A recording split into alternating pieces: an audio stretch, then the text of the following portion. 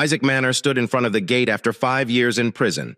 As he peeked out, he noticed the waiting admissions committee, his ex-wife, his ex-daughter, her father, mother, and brother. Isaac turned to the guard and inquired, "Sir, is there another way out of here? I don't want to sprint through the slum." He nodded to the little crowd in front of the gate. "Don't you want to visit your family?" A guard questioned, surprised. "I don't have any family anymore. They've all deceived me. And there's still the restraining order, which I'm not sure if is still in effect." The guard briefly considered how helpful and friendly this prisoner had always been. He called out, informed the gatekeeper that he would be utilizing the emergency exit, and told Isaac, "This way." The guard guided Isaac through a maze of passageways until they reached a small steel door. The guard unlocked it and escorted Isaac outdoors around 2:30. Lydia, Isaac's ex-wife, checked her watch and asked her father, "He was meant to be freed at 2, right?" Her father nodded affirmatively. Lydia approached the gate and asked the guard at the lodge what time Isaac Manor would arrive. The guard reviewed the log and responded, "He was freed through the rear door half an hour ago at his request." Lydia shed tears. "Outside the back door. Why? We came to welcome him back. I know he's angry with us, but are you really so angry? He has nobody else. Have you got an address?" "I can't tell you his address, ma'am. He asked me not to tell anyone, and I overheard him speaking with the sergeant. Did he also mention that he had a restraining order against him? Do you want him back in jail after everything he's been through?" Lydia became white. A restraining order. Crap. I completely forgot about that. Meanwhile, Isaac walked briskly to the bus station, pondering on the last 6 years. He had plans for where he was going and who he was meant to meet. Isaac had been a happy guy 6 years ago, married to Lydia for 18 years and madly in love with his 16-year-old daughter, whom he named Tommy Short for Thomas, after her grandmother. He was 40 years old at the time and worked as a software engineer. He could create his own computer programs and enjoyed making self-learning robots as a hobby. He was also working on his discipline project, which involved rewiring and reprogramming the security system, as well as adding an independent backup. It had a covert communication link to a remote server and a hidden server hard drive. Solar panels on the roof provided an independent power source for the entire system. On a whim, he created another secret system in his garden with a 4-petabyte backup outside the garden perimeter, but still on his property. To make matters worse, he devised a dual camera system concealed behind a ceiling-mounted sound system. Isaac needed a good security system because his one-man company did a lot of work for the government, and he was glad to work on this project. His house, large enough for a family, was at the end of a cul-de-sac in Dens, together with 4 other houses on the plot behind it. He created a vast office while yet leaving enough space for a beautiful garden. He purchased the property and built a house adjoining a forest reserve, with the proceeds from the establishment of an internet search engine for software solutions when he was 20 years old. He created it and released it on the internet, where one of the software behemoths instantly purchased it for use on their website.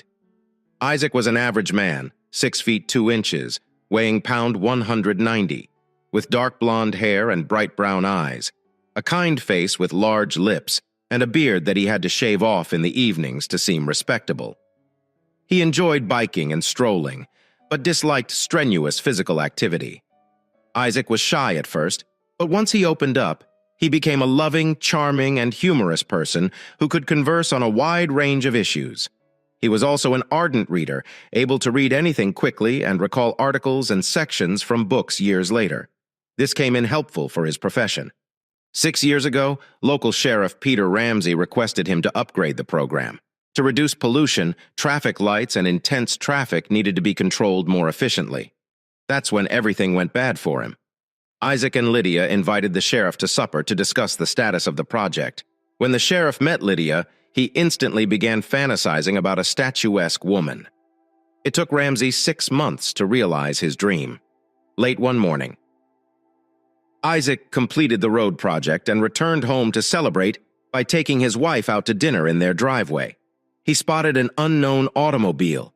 Guests. He believed he entered the house and saw Lydia and the sheriff. "What's going on here?" he shouted. The sheriff stopped and grinned at Isaac. Then he spoke mockingly to Lydia. The little one has learned. Now I'll leave you two alone to give him the rules." Lydia appeared slightly uncomfortable, but nodded in agreement as the sheriff walked out of the house, closing the door behind him. Lydia questioned Isaac. "Can we talk about this as adults?" Isaac's shock and anguish faded, giving place to a cold, calculated anger. "I want you out of the house. Pack your belongings and leave." "No. You allowed me to have one affair. It will not last long. It will be over soon. If you don't, you will bear the penalties, and you will not like them. If you file for divorce, I will take everything from you, and you won't see Tommy again. You are delusional. You can't possibly expect me to agree to it. You are out of your mind." Lydia sighed. "I was scared you'd react like this. I love you, but I need it, and it'll pass." "Do not do this to yourself," Isaac answered with cold calm. "Are you the one who is threatening me? You should be aware that I do not respond well to threats. I'm leaving now and will return at 6 this evening. In the meantime, your sweetheart is free to entertain you as he wishes. I will never touch you again. But when I return, you'd better leave." Lydia opened her mouth, but then decided to lower her head and walk out the bedroom door. 5 minutes later, Isaac was back in the car and on the phone with his lawyer to schedule an appointment. Isaac arrived home in the evening to an empty house, and his rage gave way to despair and grief. The next morning at 8 a.m., Isaac's attorney entered his home office. Ben Green and Isaac were good friends, so they could easily schedule a meeting before the start of the work week. Isaac laid down the coffee pot and inquired, "Coffee?" "Yes. With a little water, the color becomes black. The nail polish remover you serve as coffee is extremely unpleasant on my stomach. So, what is the problem you need to tackle so quickly?" Isaac told him about capturing Sheriff Peter Ram on his date with Lydia, as well as Lydia's threats. Ben appeared surprised and scared. "Peter Ramsey? What the heck? That is horrible news. He's as corrupt as a rotting corpse, yet no one can prove it. He brought Lydia into this, and he always has other ideas. You must defend yourself financially and possibly physically." Isaac's brain surged in with newfound vigor. His pal was not easily intimidated, so he devised a quick and filthy remedy. "I will grant you power of attorney. You can print the required paperwork here, and I will sign them straight away. If something goes wrong, you can manage my finances. I will give you a flash disk with all the information you require, and you should begin the divorce proceedings." Ben nodded. And just as I was going to depart at 9:30, there was a big bang and the door fell inward. 5 police officers raced inside and knocked both males to the ground. "Which one of you is Isaac Manar?" one of them shouted. Isaac, lying face down, said into the carpet that he was the guy they desired. "You've been arrested," said the officer. "For what?" Isaac inquired, perplexed, as if you were unaware. "Your wife and daughter have filed abuse reports. They're being examined right now. I assaulted Lydia and Tommy." "No way. I haven't touched or seen my daughter since yesterday morning." Ben intervened. "Isaac, keep your mouth closed. Do not say anything. I will manage it." He turned to the police and inquired, "Where are you taking him to 2nd Street?" The reply arrived. "Take care, Isaac. Don't be tricked. Also, don't mention anything without my present." Ben called out as Isaac was put into the back seat of the police car, then dashed to his office to lock the flash drive in the safe. He informed his fiancée, Anna, who was also his secretary, that Isaac had gotten into a fight with Sheriff Day and was detained for attacking Lydia and Tommy. He ran to the 2nd Street station. When he arrived, he announced himself as Isaac's attorney, and the officer on duty directed him to wait. An hour later, the officer informed him abruptly that Mr. Manar had been relocated to the Forest Lane station. An chilly lump formed in Ben's stomach. He had the impression that Ramsdale was attempting to keep him away from Isaac in order to buy more time to force a confession. So he dashed over to Forest Lane at the counter. He informed the officer on duty that he had come for Mr. Manor, and the waiting game resumed when the duty officer stated that Isaac was not present. But at the 2nd Street station, Ben had had enough. He took out his cell phone, browsed through his contacts, and hit fast dial on the friendly judge's number. He told the judge what had happened, who was involved, and how they were defrauding him. The court instructed Ben to place him on speakerphone. He questioned Mr. Green in a clear voice. "Is the officer on duty in the vicinity?" "Yes, sir." The officer is now listening to his supervisor. "Good. Gentlemen, this is Judge Orlando speaking. It appears that the cops are blocking Mr. Mander's attorney from speaking with his client. Is this correct? 3 broadcasts before noon is a tad excessive. No, sir. It's simply a clerical error. Manor is located on 2nd Street. The cop stammered while thinking, "Oh, darn. Sheriff Ramsdale can kiss my buttocks next time. I am not going to take that judge's anger on myself."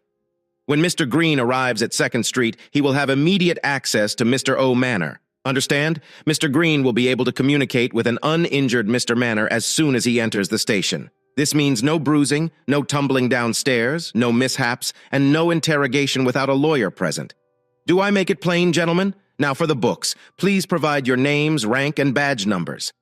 Despite the air conditioning, both men sweat tremendously. When the phone discussion ended, the supervisor offered to accompany him to 2nd Street. He spotted Isaac sitting in a jail waiting for Ben. Ben retrieved a voice recorder from its case and hit the red button. "Isaac, have they attempted to interrogate you?" "Yes, they tried. They also attempted to frighten me. They threatened me with a baton if I didn't admit to assaulting and gravely hurting Lydia and Tommy. I instructed them to do what they needed to do, but I wouldn't say anything unless my lawyer was present. Were you treated well?" "They did not treat me at all. I haven't had a drink since they brought me here, and I was not allowed to use the restroom." Then it abruptly ceased. I was able to use the restroom and grabbed a cup of horrible tea. "I'm scared something unpleasant awaits me. I apologize, Isaac. I'm also terrified of that. It's all very well thought out. Have you been transferred to another station?" "No, I have been here since my arrest." Ben took a big breath. "I'm going to forward your case to a colleague of mine. I'm essentially a family law attorney. I am going to manage your divorce. My colleague is far better suited to this case. Is this good with you?" "Yes, it is all right. Simply remember to use your power of attorney." 6 months later, in court, Isaac had no chance. Photographic proof was presented.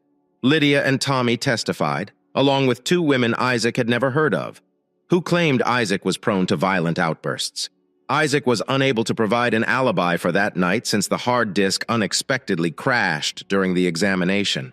He didn't want to divulge his backup system, apart from the one they'd wrecked. He may need it in the future. The prosecutor characterized him as a terrible father and even worse husband, mistreating and abusing his wife and children. Lydia and Tommy sat uneasily, glancing ahead. Isaac felt they didn't appear particularly healthy, but he didn't care. He sat stoically on the bench, waiting for the axe. The jury digested it all and convicted Isaac guilty of all charges. Finally, the judge pronounced sentence. Isaac was sentenced to 5.5 years in prison, excluding pretrial detention. With any luck, he'd be out in 3.5. But Isaac was expecting 4 or 5 because of the sheriff's tentacles. As the judge read the punishment, he heard Lydia sigh as he gazed at her. He noticed that she had turned ashy, and his daughter was crying, her eyes bulging. Peter Ramsdale, back in his cell, was the only one with a Cheshire Cat grin. He received a visitor. The woman's only words as she gave him a hefty envelope were, "You have been served." Isaac handed the packet to his lawyer and asked him to deliver it to Ben Green, leaving him alone. 2 weeks after his sentence ended, Isaac fell to the hard bench in despair. Ben came to see Isaac to discuss the divorce. The mail included divorce and adoption documents that needed to be signed before Tommy could be adopted by Peter Ramsey. Isaac signed them without second thought, even though it stung like hell. Then he discussed Lydia's requests with Ben. The house requires half of their savings, $5,000 per month for 5 years. There's also a trust fund set up for Tommy's schooling. Ben smirked but said nothing until he pulled out a little high-pitched buzzer for further security. Finally, Isaac inquired in confusion. "That is it. So if I sign this, they will leave me alone and I will be unable to return to it." Ben, still smirking, responded, "Yes, that's correct." Isaac was silent for a moment. "The house was mine before we got married, so that is an absolute waiver. It remains my. Please board it up and erect a fence around it. Turn off the water but leave the electricity on. And because that butthole is going to adopt Tommy, he can cover her tuition. Can you do that? 5 times. 12 times $5,000 equals $300,000. Right. Just pay it in one flat sum. And half of our savings are approximately $700,000. Offer her roughly $1 million and urge them to take the lump sum. No house, no trust funds. Otherwise, we'll start a war and make it as brutal as possible. Ben grabbed his belongings and informed Isaac that he would make a counteroffer before turning off the buzzer. He said, "Did Lydia know about the investment fund?" Isaac responded, "I mentioned it from time to time, but I never told her how big it was." "Has the city paid for the traffic light software change yet?" "I am guessing not. I would remind them if I were you. This sum of $175,000 is your fee. I might need you again in the future." Ben returned home depressed and delighted at the same time. He was sad that his friend would disappear for another 5 years in prison for something he did not do. But he was also delighted that he could finally afford the property he and his girlfriend had been eyeing. But first, they had to acquire $175,000 from the town. Ben was aware that they were legally compelled to pay it, but he expected them to do everything possible to avoid it. The next day, Isaac arrived at his new residence following the warden's mandatory speech. He was brought to his new home when he found himself in his cell. The biggest man he'd ever seen stood in front of him. He was told that KTU was the most powerful bully in the prison and that, as promised, he would be warmly received. K2 focused on writing something on a piece of paper. Isaac took everything for granted and gently cleared his throat. K2 growled at him. "If you ever tell anyone that I can't write well, you will suffer a miserable death." Isaac was stunned and inquired, "Nobody took the time to teach you." K2 looked up, surprised. "You are the first to ask that question. I have had to work since I was 8 years old. What are you attempting to write?" "No offense. A letter to my grandmother. She turns 87 next week. Can I help? If you tell me what you want to write, I will write it down." "No, I prefer to write it myself. I have not finished it yet. You are welcome to rewrite it once I have finished writing." "That is a good idea." K2 screamed excitedly and clapped him on the shoulder. "Be careful. I am not a mountain. Don't you want to learn how to read and write? I can teach you if you want." When the mountain guy who everyone was frightened of replied, "Yes," tears welled up in his eyes. "I would like that very lot, but if you inform the others." Isaac instantly responded to defuse the situation. "Why should I do that? You're trying, and that motivates me to support you. Anyone who tries deserves assistance. My name is Isaac. What are yours?" "I am Fabian Small. Don't laugh, but everyone calls me K2. "I'm not sure why, but they call me K2. K2 is the world's second tallest peak. It is also the most deadly peak in the world. Far more perilous than Everest. I believe you need to maintain Fabian's reputation." Isaac grinned at the words. After then, K2 broke the ice and dictated his letter to his grandmother. Isaac wrote it in bold block characters, and K2 easily copied it. Lessons soon began. After 2 weeks in custody, Isaac received a phone call. He received visitors, although he wasn't expecting them. Before leaving to prison, Isaac's brother reprimanded him during his only visit and told him he didn't want anything to do with him anymore. The only person he expected to see was Ben, who wasn't scheduled to see him until the next week. Isaac entered the visitor's room and noticed his soon-to-be ex-wife and daughter at a table near the back wall. He came over to the table where the guard was sitting and said, chuckling, "Come and gloat. Here is your chance." He turned and told the guard, "I've had enough. I want to return to my jail. Please," and walked out again. He could hear Lydia crying behind him. "Isaac, please wait." He simply moved on and the door closed behind him. Isaac turned to the guard and inquired, "Sir, is there any way to prevent this from happening again?" "They banned me, and now they come to rub up against me. I can definitely do without such guests." The guard told Isaac that he would speak with the warden. Ben and Isaac sat in a tiny conference room designated for attorney-client interactions. Ben, as usual, let out his noisemaker before stating, "I have an amended divorce proposal here." Isaac lifted his eyebrow. "What do you mean by modified? More money? What is there more of?" Ben looked over his papers and said, "No, Lydia is willing to give up half the money if she can speak with you. I apologize, Ben, but you will not be the bearer of terrible news to her. Please inform her directly that I'd rather pay $500,000 than talk to her or her friends and family." "Isaac, that is an extremely pricey disclaimer.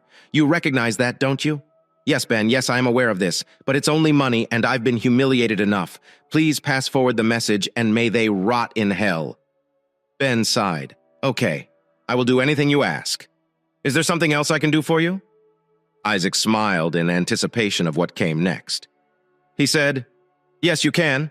I need children's books to read, starting at level 1 and progressing to the highest, level 2 for each level. He wasn't disappointed. Ben's mouth dropped open and his eyes became as huge as saucers. Ben stammered, Why do you need this? Did they blow your mind out? No, but keep this a secret. This is for my cellmate. I'm teaching him to read and he's quite excellent at it, so I need books for him to read. Ben smiled. So characteristic of Isaac manner. Good. I'll take care of it. The guards and prisoners were overjoyed when Isaac received a parcel in the mail the following week. One of the guards unpacked the books and remarked on Isaac's intelligence. Isaac simply shrugged and took the criticisms without responding. Cato was upset in the cell after hearing these words, but Isaac simply laughed and replied, Don't worry. You and I know better. Let it be the case. Now I want you to get started on these 2 novels. When you're finished, I'll have questions. Please read them carefully. What? You want me to read books? I do not need to read books. I want to be able to read so they can't trick me into anything. That is where you are severely misguided, my friend. Even more than you realize, first reading books improves your ability to read newspapers and other materials by making words easier to recognize. Second, and I believe this is more essential, reading books teaches you much more than just how to read better newspapers, and they can be a lot of fun if you can read well. Please indulge me. Please begin reading the literature and avoid drawing attention to yourself. Fabian hummed. Okay, I will try, but only because you addressed me like a friend. So, are you? And Isaac extended his hand. Cato's enormous PA pinched it and he said, Yes, you are my first and only friend. Isaac's only thought was that Kay, too, must have had a very lonely life, and he wanted he could remedy that for the giant. Isaac entered his cell with difficulty. He had bruises all over his body. Kata quickly sprang to his feet, forgetting about the book, and helped Isaac into his bunk, furiously and with a rock-scraping sound. He inquired, What the heck happened? Isaac attempted to recover his breath and wheezed. My wife appears to be determined to take my house, so her pal, Sheriff Peter Ramsey, messaged me. You do not want to give up your home. K2 hissed, You will be beaten until you give up. I don't care if they beat me to death. The house is mine and will remain so, if only for emotional reasons. God, it aches. K2 gazed at the man. You mean I could see it? Could you describe them? Isaac came up with a description of one of the 4 men before heading to the prison ward the following day. 4 more men were admitted to the jail ward, each of whom caused significant damage to the other convicts and guards. The message was perfectly obvious. Isaac was to be left alone for the next month.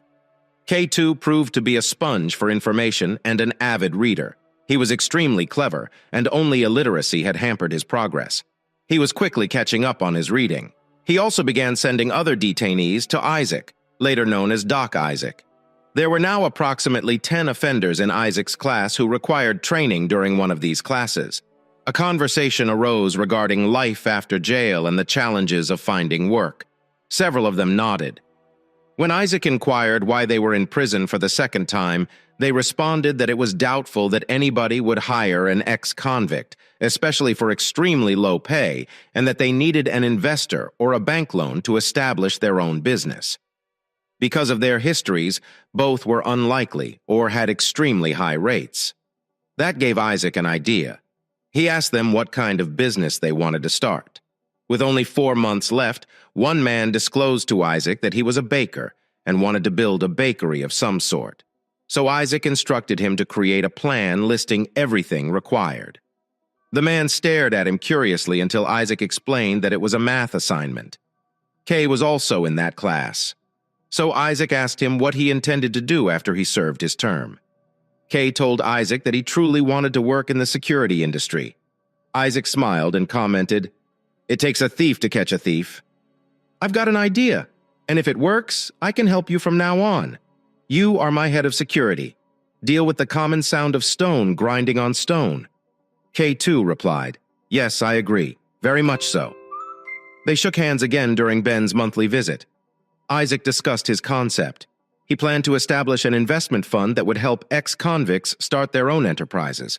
The fund would also assist them with legal and financial red tape. Would Ben have wanted to participate?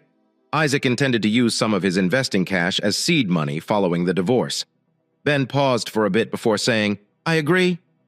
You handle the financial side and I'll handle the legal side. Let's strike a bargain and I'll start to work right now." What a wonderful idea. Then he got reflective again. Isaac quickly grabbed him under his arm and asked tenderly, "What's eating you?" "Spit it out," Ben responded. "I had a long conversation with Lydia. She signed the divorce papers and is now simply seeking for half of the savings with no alimony. She was upset by your reaction, and I believe she understands that you do not have the opportunity to speak with her.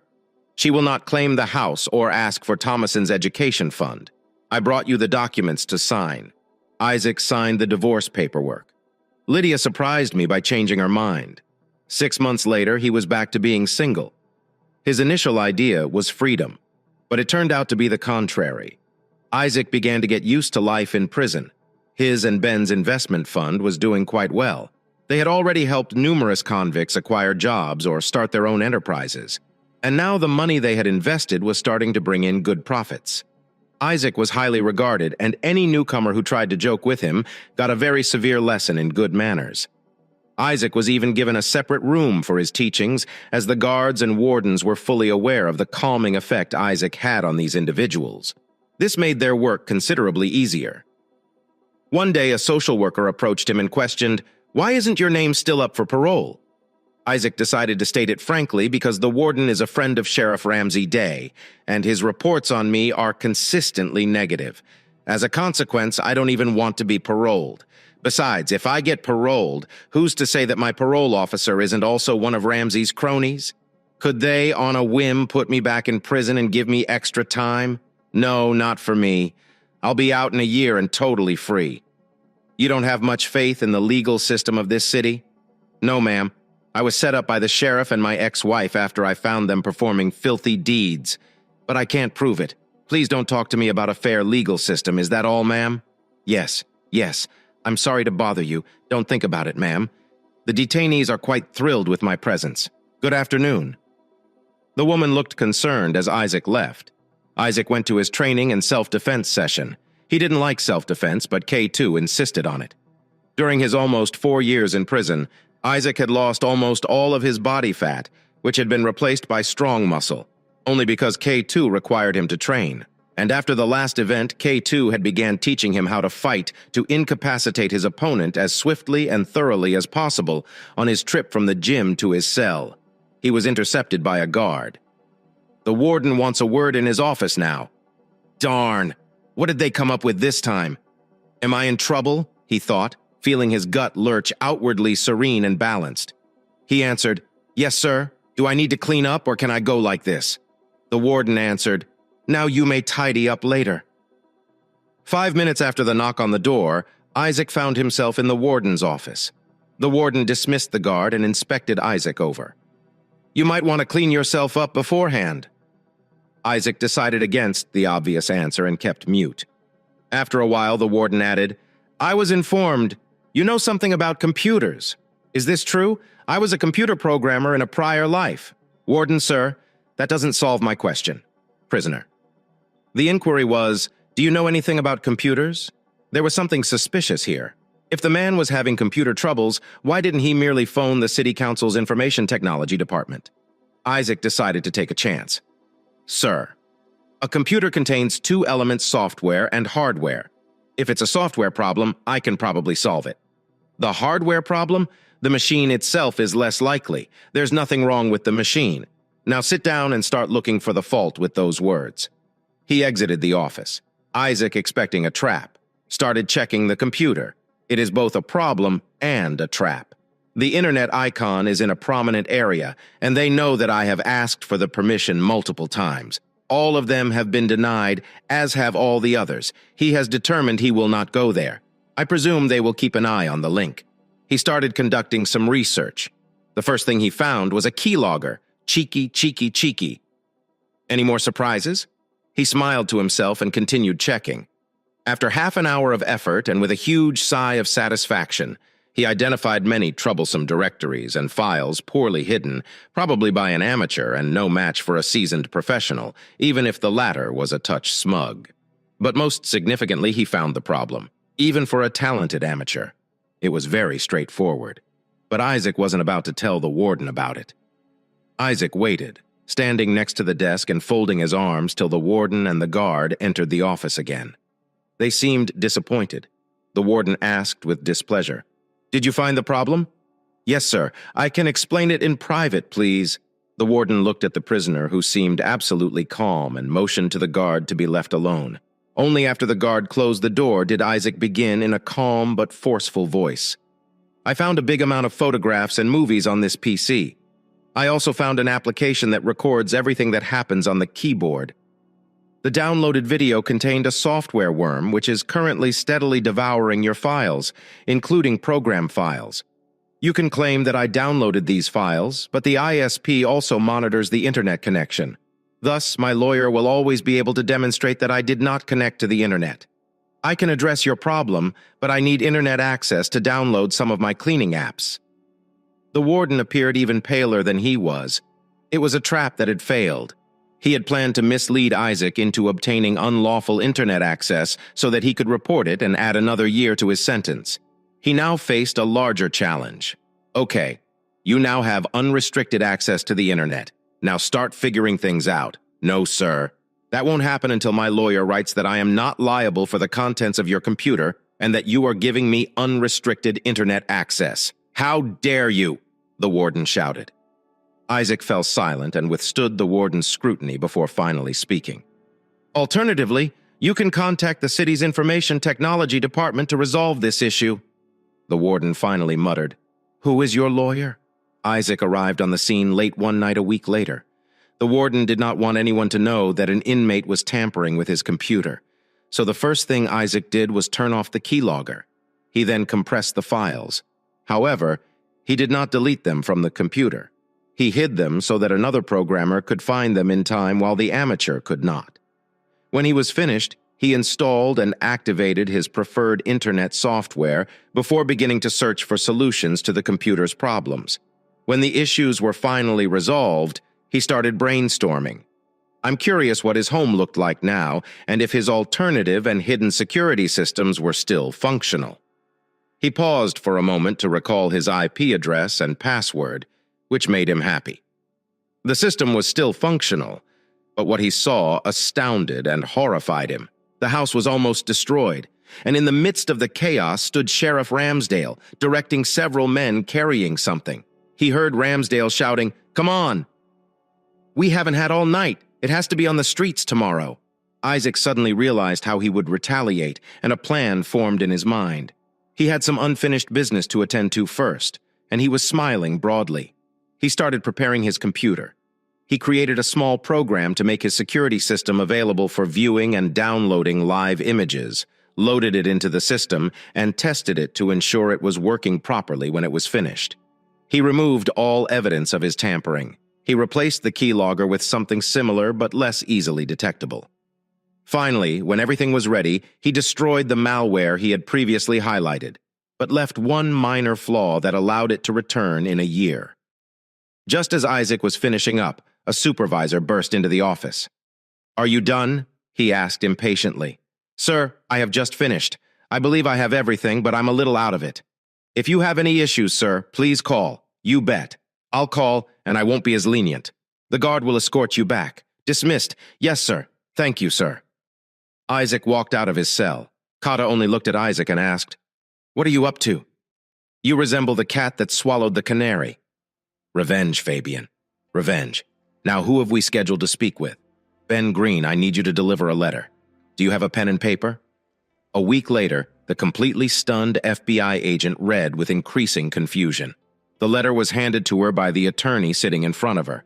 In this letter, Isaac detailed what had happened to him as well as what was going on in and around his home.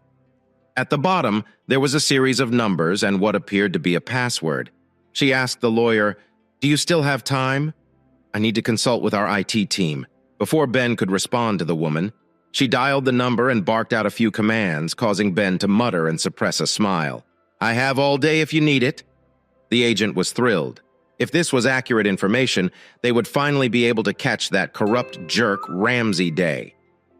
The IT specialist entered with a cart containing, among other things, computers and hard drives.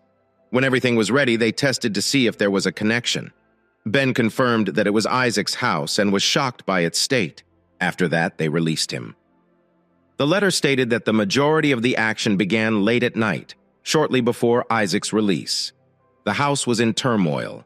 He was waiting for a visitor. When Peter Ramsdale entered to speak with a lawyer, he was shackled and accompanied by 2 guards, as he was loud and rude. Suddenly, he noticed Isaac smirking at him. Isaac couldn't help but laugh aloud.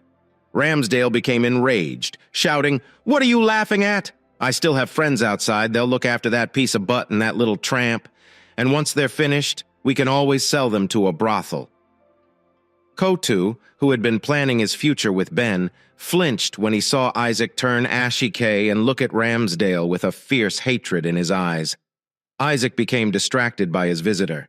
She led him into a small conference room and took out a device from her bag that looked similar to the one Ben always used. Finally, she said, "Thanks. Your signal, combined with the information obtained from your security system, assisted us in catching them in the act. He will spend a significant amount of time in jail. But that is not why I am here. Due to the sheriff's off-duty activities, he owes the IRS a significant amount of money. Normally, when someone reports tax fraud to the IRS, they receive a reward. We thought we'd give you this reward as a thank you. Of course, we don't know how much it will cost yet." Knowing this favor, Isaac marveled at their effort and responded, "I am grateful. Thank you. I'm content enough to see the jerk behind bars as it is. They talk some more." The agent was trying to figure out how Isaac had accessed his security system. Isaac smiled and avoided all questions.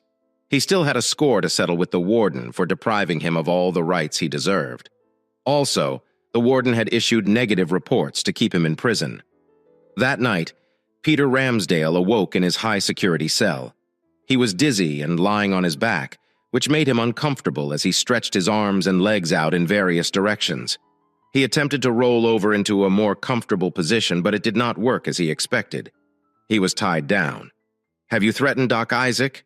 You'll pay if you entertain his wife. It will cost more." The voice appeared again.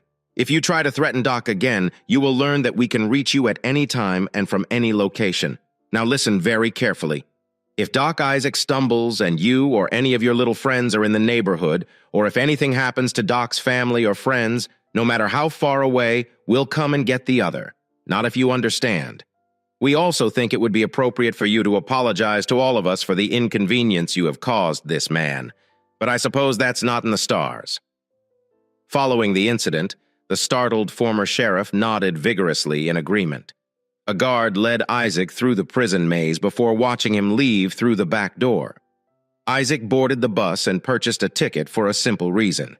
He needed transportation, communication, and somewhere to sleep for the night. That's where he benefited from the XCOM services network. XCON had opened at the same time as Isaac and Ben's investment firm, IS Bex Con Investments. After 3/4 of an hour, Isaac got off the bus and walked for another half hour to the parking garage. There he was, greeted with a rousing shout. "Doc, you are out. Welcome back. Do you want a drink?" Isaac smiled widely. "No thanks, I need transportation. What have you got for me?" The man smiled back and responded cheerfully. "Ben had already informed us that you were coming. I chose a Nissan truck. It's a nice and clean truck. Cabs have low mileage and powerful 4-wheel drive. It is right here." Isaac looked at the truck, smiled, and said, "It's a perfect fit. I will take it." "How much?" The man appeared shocked. "I can't ask you to pay after everything you've done for me. Nope, I can't do that. I'll settle for a discount, but no freebies. And do not argue." The man exhaled. Ben predicted that we would figure things out. "Are you enjoying a cup of tea?" Isaac waited for the paperwork to be sorted. He started the truck shortly after that. He became acquainted with the layout and operation before heading out to see his trusted. Late in the afternoon, he sighed deeply and sank into a comfortable chair. He addressed Anna, now Ben's wife. "It has been a long time. I have sat in a chair like this." Anna smiled at Isaac. She was very fond of the man. She had visited Isaac in prison several times with her husband, and she, like her husband, was convinced he was innocent. At the same time, she noticed that his face was very haggard. Many unsettling wrinkles had appeared on it. His eyes were once soft and bright, but now they are sad due to his beard. His face was no longer as simple to read as it once was when she could read him like a book.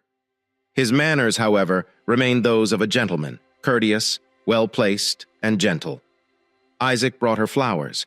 Even though he was unable to attend Ben and Anna's wedding, he remembered it vividly. She informed Isaac that Ben could come at any time and would pick up the Indonesian food on his way home. They knew it was Isaac's favorite meal. Ben walked into the hall with great enthusiasm. "What is that ugly sapphire truck doing in my driveway?" He laughed and the men hugged. "Welcome back, Isaac. I'm so glad you're here." Isaac just nodded abruptly, at a loss for words. Anna stroked his back and quietly told him, "It's fine. We understand. Take your time." Isaac flinched. He shook his head to relieve the gloom and said, "Sweet home." The spell was broken. "Isaac, what would you like to drink?" "Beer." Isaac thought for a moment before replying, "No, just some sparkling water. I haven't had any alcohol in 5.5 years. I will keep it up." Anna began to serve dinner but abruptly stopped in front of the two hungry men, holding a tray of delicious-smelling food. She smiled and said, "Now that you've caught my attention, I have something to say. We will use this evening to celebrate. Tomorrow you can go back to fighting dragons. Deal?" The two men immediately agreed. It set the tone for an enjoyable evening. For the first time in nearly 7 years, Isaac felt calm and relaxed. Near the end of the evening, Ben informed Isaac that they had already prepared the guest room for him. Isaac felt slightly awkward and said, "This is too much. I can go to a hotel." Anna spoke in a tone that would not tolerate objections. "I insist that you spend the night here. Tomorrow you'll probably want to go look at your house. I do not think you should go alone, so let's go with you. That is also out of the question." Isaac gave in. "I am currently in your debt. I'm dead tired. Please show me where I can stay the night." Anna spoke again in the same tone. "Are you out of your mind? Where are your friends? Get that in your thick skull. You darn sure paid for the majority of this house with money from the traffic light project. Ben will show you the way. Tomorrow will be a new day." Much more gentle. Anna spoke to Isaac. "Sleep well, big guy. Do not forget that. We love you too." Isaac did not sleep well that night. The bed was overly soft. It was too silent. He missed K2's snoring and the noise from the prison. He eventually fell into a restless sleep. Laura stood and watched people pull up to the house at the end of the street. They arrived in 2 cars, stopped at the gate, and got out. 1 woman and 2 men. Since the FBI had used her home as an observation point prior to the raid, she was concerned about strangers showing up. She pulled out her binoculars. The FBI agents had forgotten to bring something with them and looked around carefully. A man and a beautiful woman were clearly in love with one another. They waited until the thin, bearded man stepped out of his blue truck and looked around carefully. She pointed the binoculars at his face, which revealed crow's feet around his eyes when he turned to look around. She had a good look at his eyes. She inhaled sharply. They were light brown and showed intense pain. She also noticed that the couple was looking at the man in his ill-fitting clothes with great compassion. Finally, the 3 of them walked through the gate and into the front door, after which the lone man returned to his truck and picked up a crowbar. They then entered the house. Laura lowered her binoculars and prepared to pick up her son from school. Isaac walked through the ruins of his house's interior from 6 years ago. Everything around it appeared to be ruined as a result of what had occurred. For Isaac, it was just another building. The furniture had been stained, chipped, and damaged beyond recognition. The kitchen was so dirty and broken that it needed to be replaced. There was an unpleasant odor in the bedrooms. The entire house smelled like a public restroom. In some places, it smelled worse than a prison. Electrical wires had been cut or ripped, and the ceiling had been torn down so that the main security system could be turned off. All of the electronics, computers, and other valuables were missing, most likely stolen. Isaac wondered if he could ever call this place home again. He left the house again and went to his truck, opening the back to get his belongings out. He purchased 3 folding chairs, a tent, a sleeping bag, and other camping supplies such as a stove yesterday. He also purchased toiletries, clothing, and towels. Isaac began moving everything he could carry into the house. Laura returned with her 10-year-old son, Timothy, just in time to see Anna, who was asking the sad man a question that both women were surprised by. At this point, Isaac lost his temper. After assessing the damage to his home, Isaac gradually lost his resolve. All that remained of his life before prison was a bare husk, tainted by abuse and bad memories. He set up his bed and kitchen utensils in the cleanest room he could find and was about to relax in the sun. When Anna softly asked Isaac, "Is this a good idea? I can see you are very anxious. Please come back with us." That was the final straw. Isaac collapsed into the chair beside the front door where he had just reclined and let go. Sobs shook his body, tears streaming down his beard, seeping into his coarse hair and staining his shirt. He cried out in frustration, pain, and grief, shaking Anna to her core, then jumped out of the house and hugged Isaac tightly. It's okay. We are here to catch you. Simply let it all out. I got your back. Let it all out. We understand." Ben spoke softly to the distraught man and whispered to Anna himself. He's finally showing some emotion. Isaac took a while to come to his senses. He finally hugged his 2 friends and thanked them. "I would not have known what to do without you. I'm calmer now. The way they treated the house was simply unbearable." "Anna is still very worried," asked Isaac. "We should get going. Are you certain you want to stay here? Please come with us." Isaac smiled slyly. "I am fine now. I need to get a new phone and start doing business. This is my house, and I intend to make it my home again. Do not worry. I'll be fine with something more practical. Your phone numbers, please. I only know Ben's office number." The 2 handed Isaac their business cards and went silently to their car, while Isaac returned inside. As they were about to get in the car, Laura approached them. "Good morning. I am a neighbor. I apologize for the intrusion. May I ask you something?" Anna looked at the woman. She had a gorgeous face. Despite the worry lines framed by a halo of curly light brown hair, she was slightly overweight but still shapely and graceful. Anna responded curtly due to the intense emotions she had been experiencing in the previous few hours. "You are welcome to ask questions, but I am not sure I can or want to answer them. By the way, I'm Anna and this is Ben. I am Laura Winstead and I live there with my 10-year-old son, Timothy. I was wondering if your friend was okay. It's been a bad neighborhood lately, so I'm concerned about my sons and my safety." Ben laughed aloud, but Anna replied, "Laura, your neighborhood has improved dramatically." "There's nothing wrong with Isaac. He'll improve with time." Laura wasn't yet relieved. "So he isn't dangerous? I apologize for asking, but it was really bad, Isaac." "Dangerous? No, Laura. Despite what the rumors say, he is not dangerous at all. He's one of the most gentle people I know. With those words, he will most likely be the best neighbor you have ever had." Anna got in her car and drove away, leaving the confused woman behind. Isaac was walking through his home. He noticed that the wires in the fuse box were not cut. Only the fuses were gone, and the small black box hidden in the niche above the door appeared to be unaffected. It was the fuse box for the solar panels, which powered the home's backup security system. The other panels powered the system outside, which ultimately led to Peter Ramsey's death. He walked straight into the study, which had once been his office but was now covered in trash, empty cardboard boxes and the like. His desk remained against the wall, covered in dirt, as he pushed everything aside. He flipped the desk over with great force and propped up the base. It arrived, and behind the hatch was the backup security system, blinking green. Isaac thought she was still here. This has proven to be a very worthwhile hobby, assuming, of course, it is still functional. He was pretty sure they hadn't found a single camera or microphone. Otherwise, they would have torn the house apart to find the system and add a computer or laptop to the list. He had a thought. Isaac never bothered taking notes.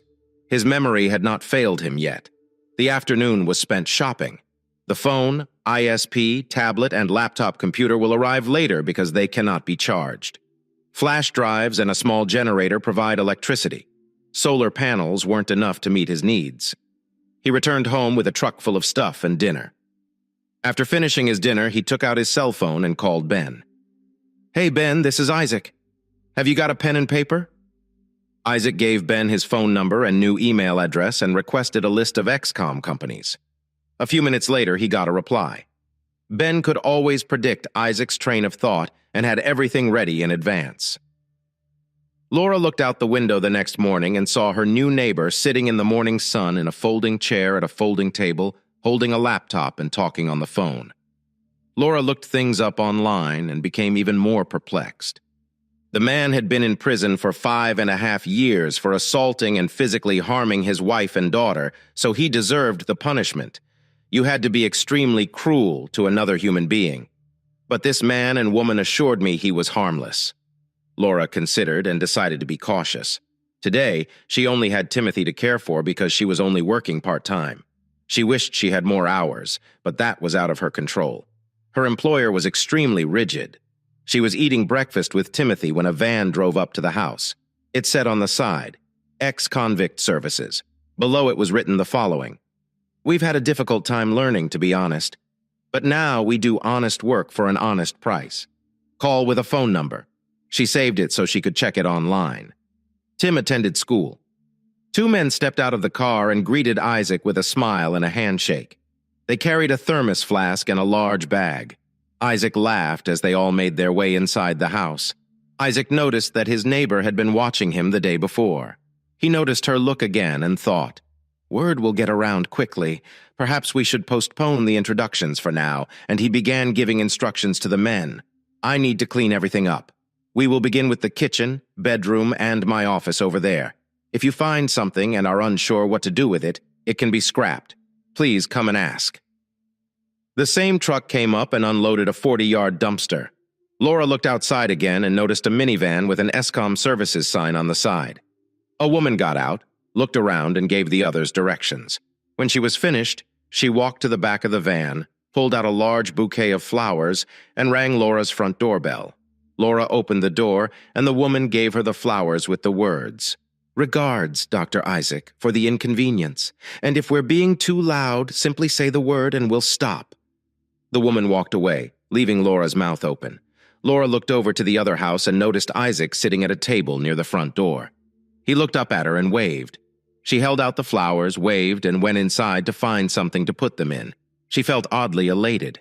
2 weeks and 2 dumpsters later, the house was free of the past, and Isaac and the contractor had completed the plans to restore the interior. Admittedly, it was far from finished. Only his bedroom and a portion of the kitchen remained usable. Isaac was sitting at his regular desk near the door when the rain started. A shelter had been built next to the house, and when it began to rain, he retreated beneath it because he enjoyed being outside in the fresh air and breathing in the smell of the forest. He was enjoying the sound of rain on the tarp when he noticed the car engine stalling. He noticed Laura was in a panic. He picked up his umbrella and walked over to her. "Good afternoon. We haven't been introduced yet. I am Isaac Manor, your neighbor." As you may have noticed, Isaac spoke with a slight smile to conceal his remark. "Yes, I apologize. I am in a hurry. I need to pick up my son, Tim, from school."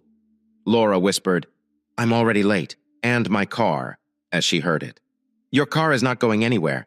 You're welcome to take mine if you don't mind being seen with an ex-con. I can give you a ride." Laura was surprised by Isaac's offer. She thought, feverishly weighing the pros and cons before saying, "I'm more afraid to drive that big truck of yours. Do you mind driving it?" "Sure. Grab your coat and get in. I need to lock up. Perhaps you could use some assistance with the car." Laura made an odd face as she whispered, "I cannot afford it. My ex, Isaac, interrupted her before they drove to school. "Neighbor," I said. "Help. Do you mean help? You know, help. With no strings attached and no payment of any kind. Simply a friendly face and a cup of coffee. Sometimes that is enough." Laura felt embarrassed when he addressed her as a neighbor. She introduced herself as Laura Winstead. "I apologize for being rude. Yes, please, if you can rerun it." The final words sounded hopeful and apprehensive. Isaac pressed the speed dial button on his phone and switched it to speaker mode so Laura could listen in on dark. Came over the speakers. "How are you doing and how can I help?" "I'm doing well, Keith. Could you please contact Joey and have him check out my neighbor's car? The keys are inside the ignition. The car has just stalled. We're picking up her young son." "Sure thing, doctor. Anything else? Please have Joey call me when he has news. I will. And did you know that K2 is scheduled to appear before the parole board next week? Mr. Green has already been notified. Isaac left. Thank you. That's great to hear. Another startup. It already feels like a job. I'm going to need an assistant soon. Laura probably looked at Isaac in confusion when I tried to schedule an appointment with the garage. I have to wait at least 1 week. When and how will I get my car to this garage so quickly? Don't worry about it. Joey is already on his way with the truck. I believe you're their boss. Are they so quick to respond? No. I assist them in setting up their business. This is all there is to it. Don't try to tell me you haven't looked me up as an ex-con on the internet or heard any rumors about me. But the truth is that Ben Green and I founded Beck's Con Investments and XCOM services to help formerly incarcerated people rebuild their lives. It's going very well. That is why I receive a little extra service. Laura looked at the man and saw him in a new light. If only he hadn't mistreated his ex-wife and daughter while driving up to the school. Laura got out of the car and waved when she noticed Timothy waiting for her. Timothy's face lit up as he noticed the car and exclaimed, "That's our neighbor's truck!" Cool. Why is it here? Laura assisted him into the taxi and buckled him in, and she said, "Unfortunately, our car broke down again." Isaac turned and said, "Hello, big boy. I am Isaac. If your mother does not mind, you are welcome to call me that as well. Now let us get you home." Joey took Isaac aside once they returned to the house.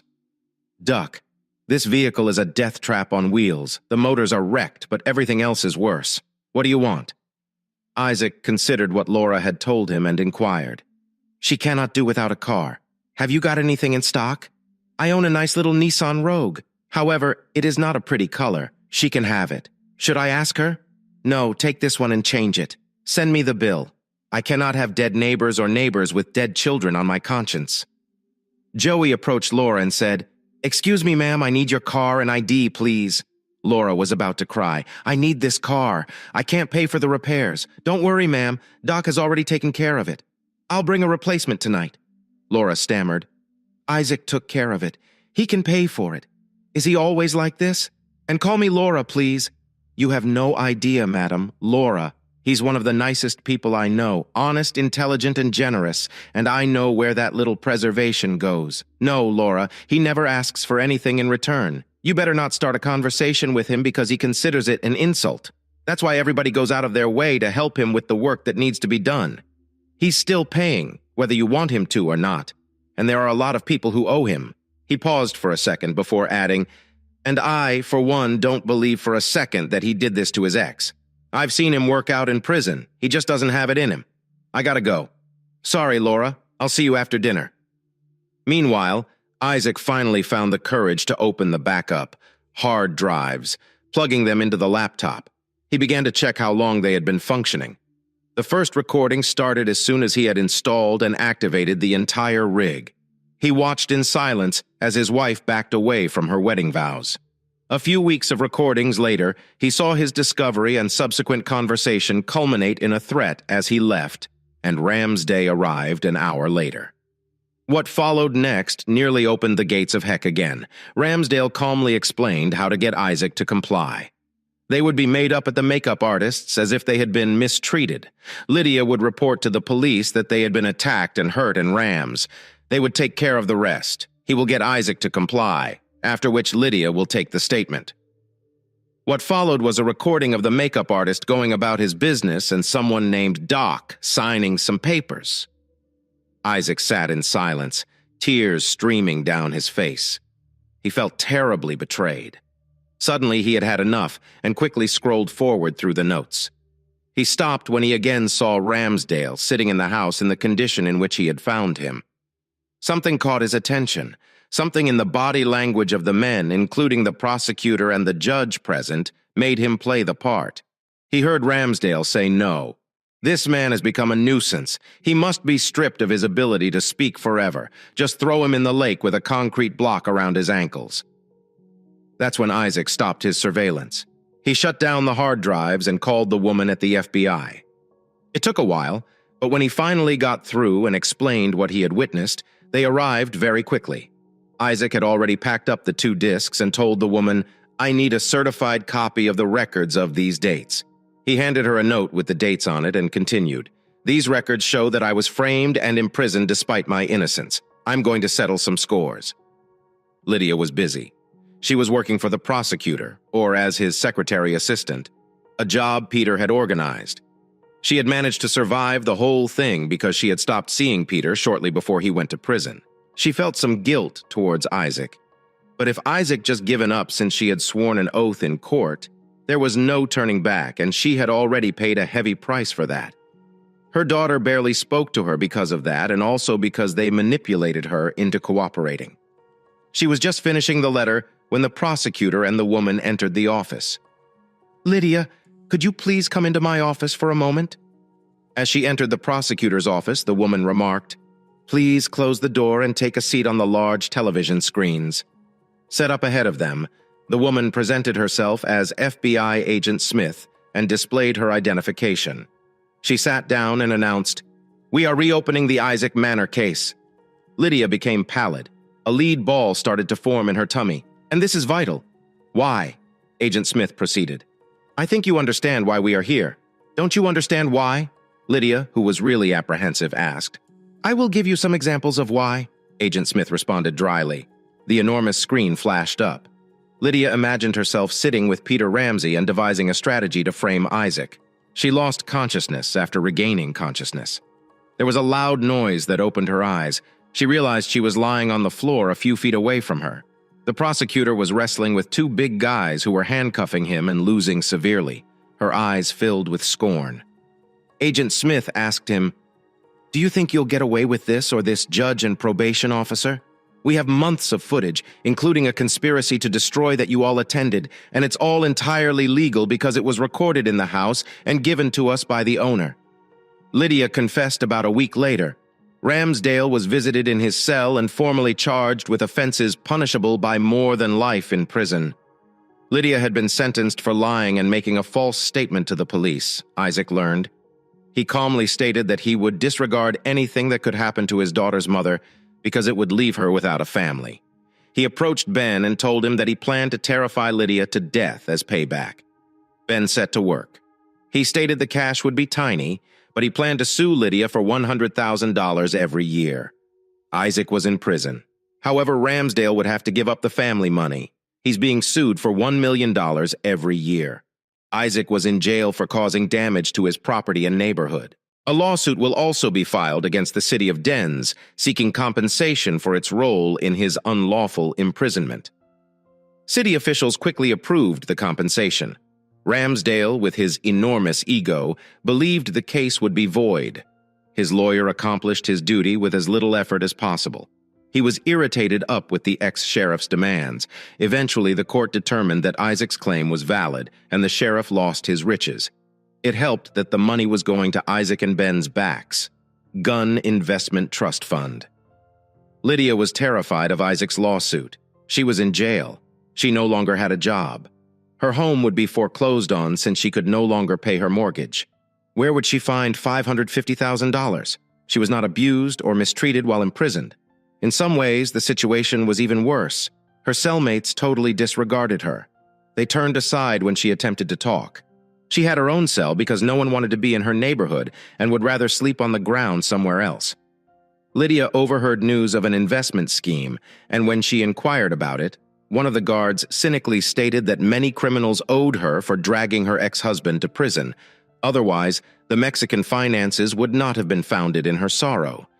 She had forgotten this again. Ramsey threw a tantrum shortly after learning that Isaac had been sued for $5.5 million and an additional $500,000 for repairs. He screamed that he would kill Isaac and transport the two women to a Russian brothel. He received other guests shortly after that night. This time, they were less loving, and Ramsey continued to cry, but now in pain. Isaac had been out of prison for a year. K2 had joined him in the free world, and they had quickly become friends. Isaac's house had been entirely rebuilt and reclaimed its previous glory. However, its embellishments remained limited. Meanwhile, he quietly purchased every house that came up for sale in the cul-de-sac. That night, he went to bed. But after a few minutes, he had to close the window due to the horrible storm that had swept across the land. He peered out, shook his head, and then gazed out again. He noticed Laura and Tim huddled at the doorway, soaked and shivering. He was angry. He grabbed the 2 raincoats that the workmen occasionally used and dashed downstairs, ignoring the fact that he was soaking. "What are you thinking about?" he shouted. "You are catching your death. Put this on and head up to the home." Laura was going to refuse, but a glance at Isaac changed her mind. When they got to Isaac's house safely, she glanced guiltily at the ground and whispered quietly, "I'm sorry." I was panicking and not thinking. Isaac quickly diffused the issue and responded politely, "I'm sorry for yelling. That's how thinking about others affects me." "What happened?" "The fuse box blew." "Good. I'll get someone to look at it tomorrow. You can remain here tonight. I will change the linens on the bed, and you and Tim can sleep there. I'll sleep in bed tonight. Tomorrow we will look about your place. Please, no argument." Isaac found some t-shirts, directed Laura to the bathroom, and instructed her and Tim to take a hot shower. He moved his bed inside the study to slumber when he heard a low sound. Turning around, he noticed Laura standing in the doorway, hiding his shame. He asked a little gruffly, "Is there anything I can help you with?" "Yes, you are a giant dummy. I want to thank you." Laura blushed. She tenderly kissed Isaac on the cheek and inquired, "Why on earth would your ex dump you?" In addition, she performed it in a particular manner. "I have no idea. Anyway, I left her behind, knowing she was behind bars." Isaac stood up and announced, "I'm ready to tell you the reading version." Isaac explained how, as a hobby, he created and implemented redundant security systems that were so well hidden that criminals could not detect them. The outside system was accessible via the internet. That is what happened in the jail, and it was the end of the merchants and the sheriff. The other system was hidden in the home and unreachable to Isaac. Frankly, he anticipated it to be destroyed and didn't think much of it until he noticed his office was completely undamaged and solely used as a dumping site for hard drives. "I discovered, among other things, evidence of my innocence," he said. Finished. He sent Laura to bed. Tomorrow was going to be a hectic one. The next morning, a contractor arrived to assess Laura's home for damages. K2 joined him, and Isaac introduced Laura to Fabian. Her tiny hand was entirely submerged in his massive paw. Timothy entered next, and they shook hands as well. Fabian tucked his legs up and muttered, "Be careful, that hurts. You're stronger than you realize." The ice had broken. They went to the house for coffee, and Fabian told Laura, "Don't drink my coffee without water." Laura laughed back, "I understand. I was surprised this morning by what he called coffee. The contractor has awful news. Laura's home was almost livable owing to neglect." Laura started to cry. Isaac came right to the point. "K2, could you lock my bedroom and give Laura the keys?" He looked at Laura and inquired, "Who is your landlord?" "My ex." Laura hiccups, "And he will not sell it to me." Isaac returned his gaze to Kay, who would handle that as well. "Okay, good, and have it forensically inspected before you give that butthole a price." Laura was astonished and said, "Why the lock?" "Because, according to my neighbors, I still have a negative attitude towards women. What time do you have to work?" "I do not have to work today. They pay me a pittance yet expect 150% of what they pay me. I'm barely making ends meet and can't get another work due of my ex." "What type of work do you do?" "I studied organization and business. I specialized in both. And now I'm a secretary in a pool alongside other secretaries and those prepared to supply additional services." Isaac pondered as he walked. He genuinely admired this woman who was battling with all her might for her son, but was continuously undermined by her ex-husband, and he needed a secretary. His job was fast expanding, and he wanted more leisure time. So he asked, "I need someone to help me full-time. The task is becoming overwhelming, and if I don't keep up, I will become a prisoner of my own trust. Would you be willing to work for me here in this house or from your own home once it has been renovated?" Laura blushed and felt warm. Stammering, she responded, "I don't have any references and I need to be able to care for Timothy." He nudged Laura again, sensing her suffering. "If you work at this house, I will set aside a room for Tim. He'll have his own small office, and I'll help him with his assignments as needed." Isaac paused a moment before speaking softly, "Go ahead and make your move. It will free up your time and benefit me as well." I'll be working with someone I already know. And you, like me? Asked Laura, very shocked. Why else would I be so concerned about you if you were just a neighbor? You'd book a room at a long-term hotel. Now please answer yes. Anna and Ben will work with you to decide on the details. Laura ran into Isaac's arms, embracing him and kissing his cheek. When do I start now? I suddenly want to decorate the house and do a variety of other things. I hope you will stay here while the house is being remodeled. Yes. Timothy will be pleased too. But first I need to quit my old work. May I use your phone? Meanwhile, Timothy uncovered an ancient robot that Isaac had built as a hobby. It was one of the few intact items they had discovered in the house. He rushed over to Isaac, holding it in his hands. Tim exclaimed, "What's this? Who built it?" Isaac smiled happily at the boy and replied, "I did. Let's find batteries and a remote control so you can play outside."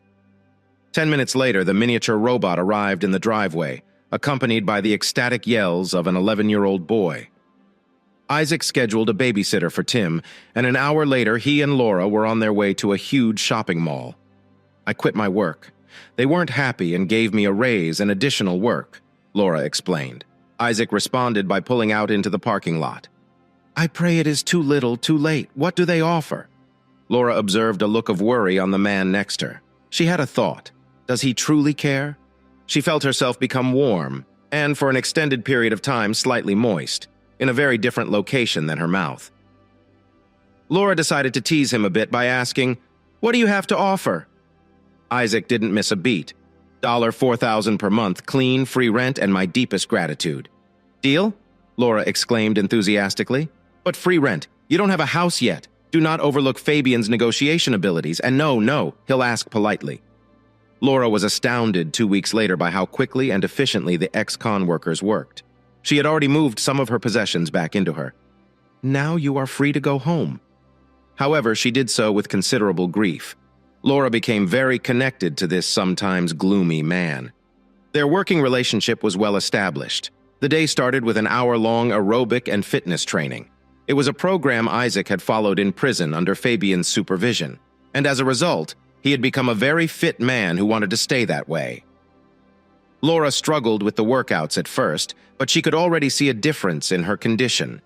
She found the work to be difficult at times, but she was also learning to cope with it, much like with the workouts. A few nights later, Tim revealed that he had a new math teacher.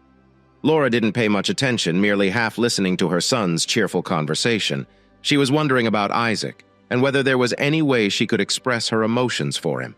She was surprised to see an automobile in her driveway and studied it for a few moments. The driver didn't get out, but her attention was drawn to Timothy, who was passionately discussing how he was developing his own robot. With Isaac's assistance, of course. Half an hour later, she peered out again and noticed that the car was still waiting there, with the driver still inside, wondering why. She searched for it, walked up to the driver's side and knocked on the window. Thomas, often known as Tommy, had acquired a position as a math teacher at a school in her old area when her mother was sentenced to prison for perjury. Tommy needed to stop studying artificial intelligence and get a job there. She felt a twinge of jealousy as she heard him talk enthusiastically about developing a robot. She used to do it with her father until her mother went insane and became connected with the creeper. Later, as she was writing invitations to parent-teacher conferences, she discovered Tim's address, and her life fell apart. Could it be my father is assisting Tim? Did my father return to that house after everything that transpired there? She needed to find out. An hour later, she was sitting in the car with a small set of binoculars, watching my father sit in front of his house. She was taken aback by how much older he appeared in comparison to the morning she had left for school, and she said her final goodbyes. She could not hold back her emotions, yet she was scared to approach him. Her mother wrote Isaac a letter shortly after his release, asking for forgiveness and asking if they could be friends in the future. Isaac's response came from his lawyer to her lawyer. Only if you give me another 5.5 years of life, otherwise keep away. There was a sudden knock on the window. Tommy was jolted out of her daydream and she rolled down the window in tears. The woman glanced at her and stated, "You're definitely not okay. Come inside to settle down a little. You can't drive right now." Tommy lost her footing for a time, allowing the woman to guide her inside. Tim had met her.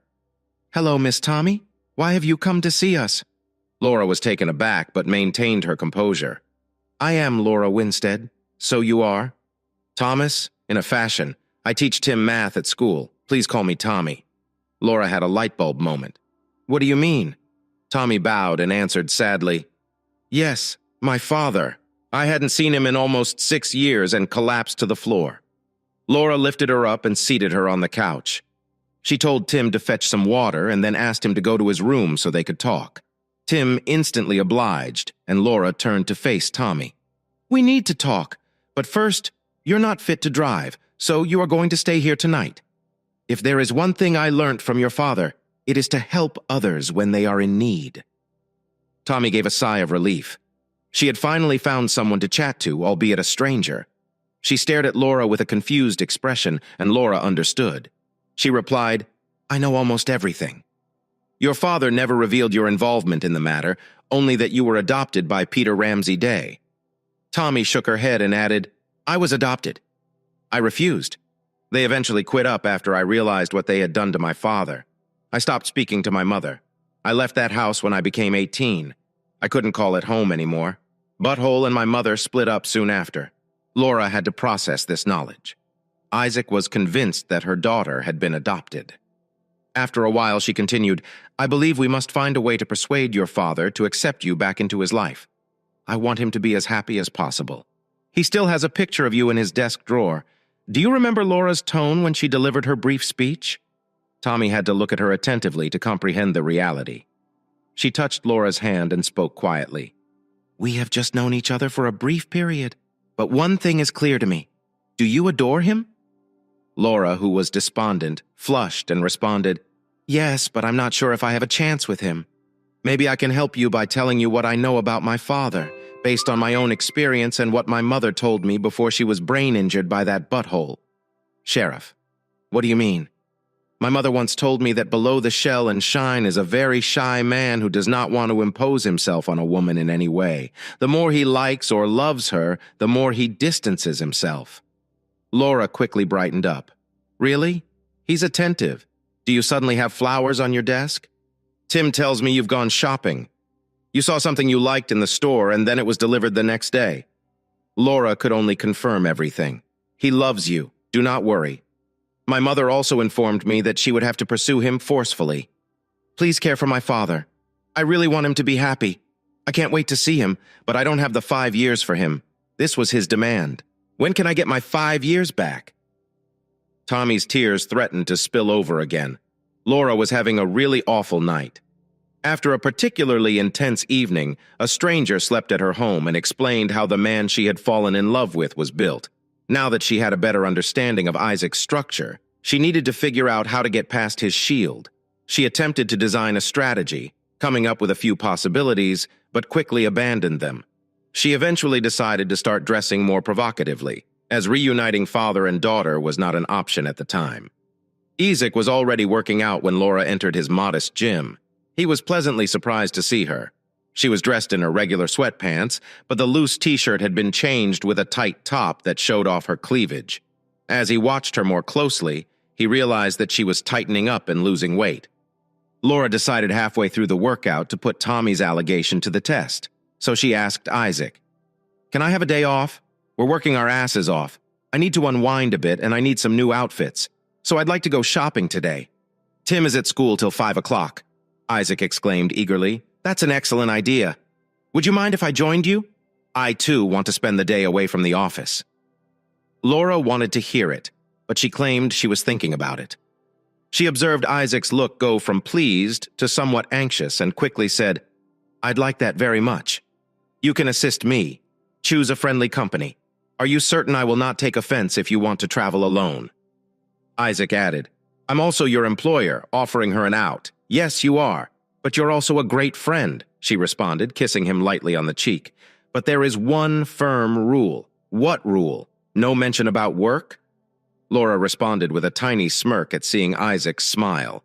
Laura thought, "Mission accomplished." Laura thought joyfully, "Now let's wrap up the training." "Yes, boss," Isaac joked.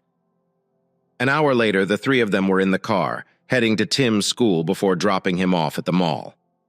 They came early.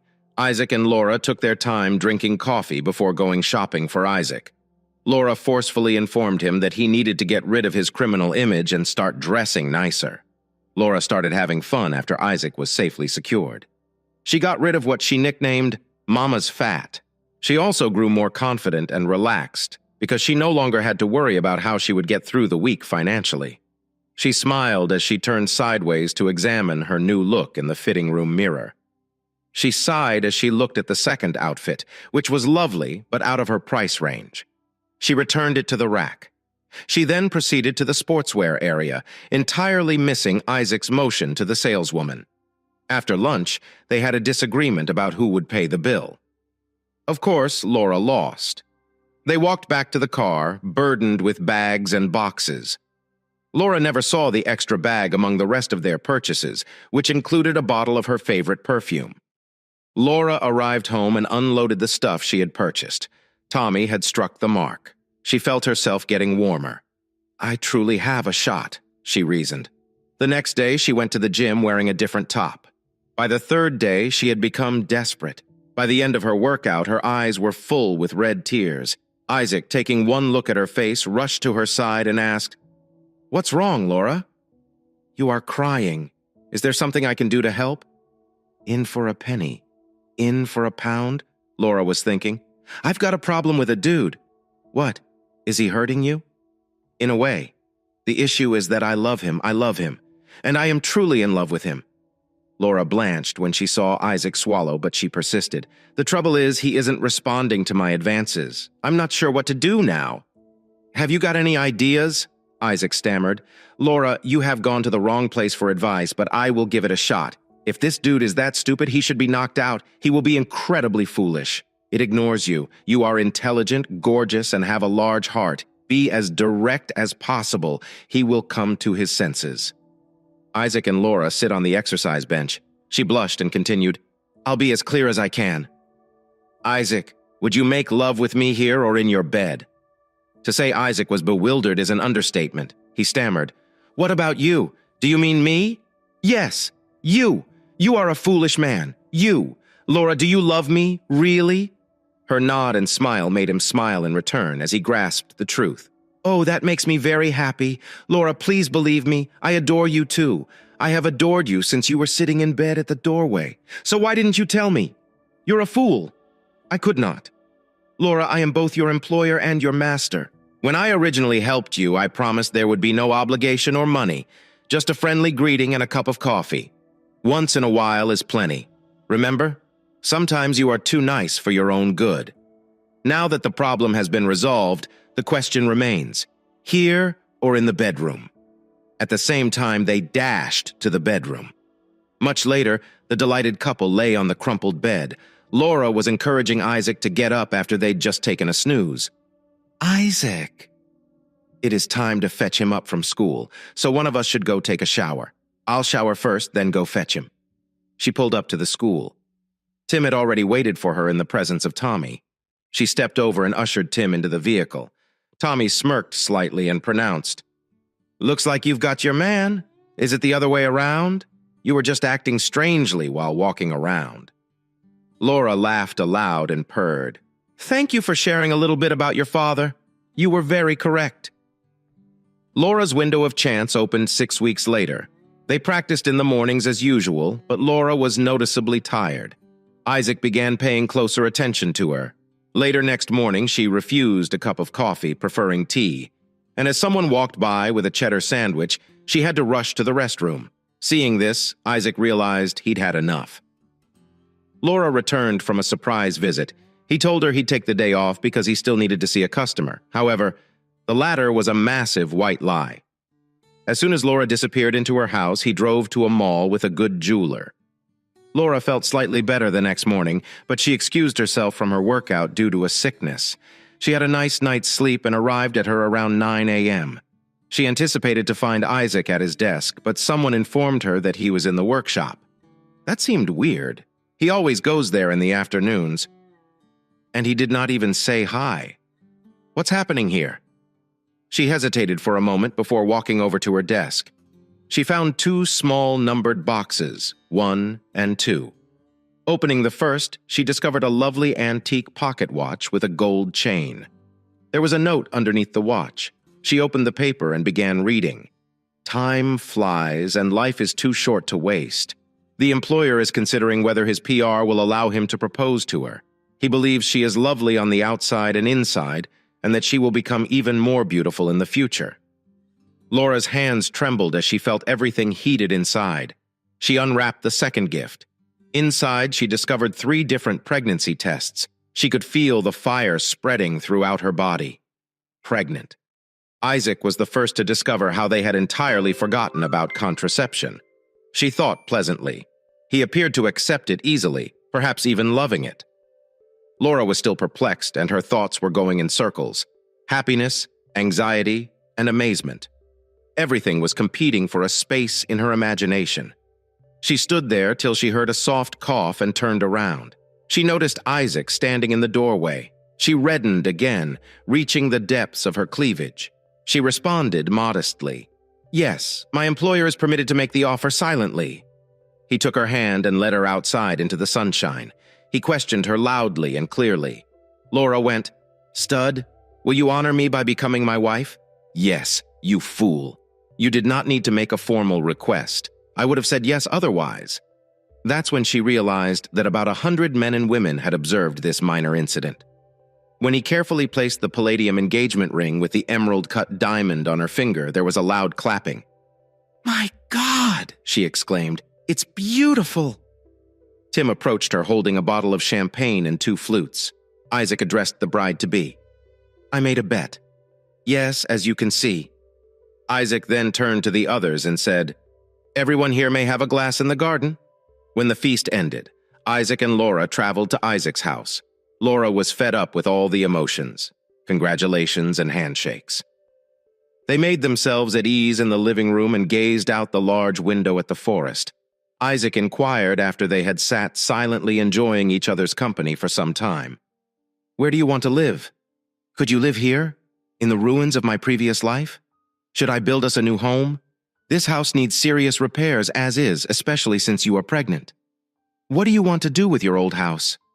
"There are a lot of questions. I like this house. It's spacious, roomy, and full of happy memories. If I can help with the renovations, please stay here. As for my old house, it's yours. So why ask me? When Fabian bought it, I decided to put the papers in your name. It's up to you to decide. But I'd hate to involve unknowns. So I'm asking if you know anyone who likes living there. If you want to sell it, I'll just buy it from you. And you'll just have to decide." Isaac smiled. "A chance." A big chance flashed through Laura's mind. "But it's an easy one right now. Isaac would give his consent immediately if I asked him to jump off the cliff at this moment. He would do it without hesitation. You don't want him to feel manipulated, do you?" Her heart raced, but she replied outwardly, calmly, "I'll have to think about it. Maybe I know someone." The next day after lunch, Tim was excused from class and Isaac and Laura decided to have an early lunch, picked him up and head to the park. Isaac talked about what he wanted to change in and around the house. He wanted to add a pool with jets so he could relax or swim properly, and a balcony with a door to the bedroom. He suggested building an attached cabin for Tim, first with a door to the main house and then with its own entrance. There were a few other things, but nothing substantial. When everything was ready, Isaac asked if Laura already had a candidate for her house. Laura nodded affirmatively and took a deep breath. "Yes, there is, and I really hate to offer it to you. Can you promise me that you will listen to me first? Think about it, and only then answer. Please trust me on this." Isaac immediately felt apprehensive, but replied, "Yes, I can do that. I will listen first, think first, and promise not to snap. But I suspect I won't like it." Laura replied, "I think when you can step over your own shadow, you'll like it and make you very happy. Right now it's nothing. You know Tim has a new math teacher, don't you? And he really likes her." Isaac only nodded. She desperately needs somewhere to live. The house she's living in now is in foreclosure and she has to move out within. 2 weeks? Isaac asked. "And what's the problem?" "Her name is Thomas, in a manner, and I emphasize manner, not Ramsday as you always thought." Isaac sat stunned, mouth open but unable to make a sound. Finally, almost exploding. He asked, "What?" Laura intervened. "You promised." "You're right," he muttered. Laura took Isaac's hand and in a soft voice began to explain. She never knew what they were doing to you. She thought the makeup artist was working on her portfolio. Her testimony was falsified by Ramsday. Every time she went to the authorities to complain and wanted to see you and release you. She was denied because of Ramsday. The judge was on Ramsday's payroll and before you were sentenced. Even your ex-wife thought it was only to force you into submission. As Laura spoke, Isaac's face turned different colors, red, purple, white, and when she finished, he was ashy. She shook his hands and looked at his face and saw tears streaming down his cheeks. Isaac whispered, "Poor thing. What do we do now?" Confusion reigned in his mind. All he could think was almost 7 years lost. Laura kissed him gently and lovingly to bring Isaac out of his personal hack. Finally, he snapped back. "Ramsdale will pay for this, and it's going to be a very big bill. Don't do anything stupid, please. I don't want the father of our child." Yes, all 3 tests were positive. That was another thing I wanted to tell you. Where was I? The father of our child is back in jail. That's not going to happen. I'm not going to do anything illegal with that jerk. But what are we going to do about Tommy? Leave that to me. Can you get home in an Uber? I am capable of exceeding that. The contractor is going to drive me back. He must begin with a quote for the house's repairs, if you agree. Laura let out a smile. Your suggestion sounded amazing. You have my total trust. Now I'm out to pick up Tim and Tommy. She approached the school. Tim and Laura burst in. Can you give Miss Manor a call? Tim bolted again and returned a few minutes later with Tommy, who seemed concerned. Laura grinned and purred as much as she could to relieve the strain. I actually have a house for you that I can afford. Laura said something. Yes, effortlessly.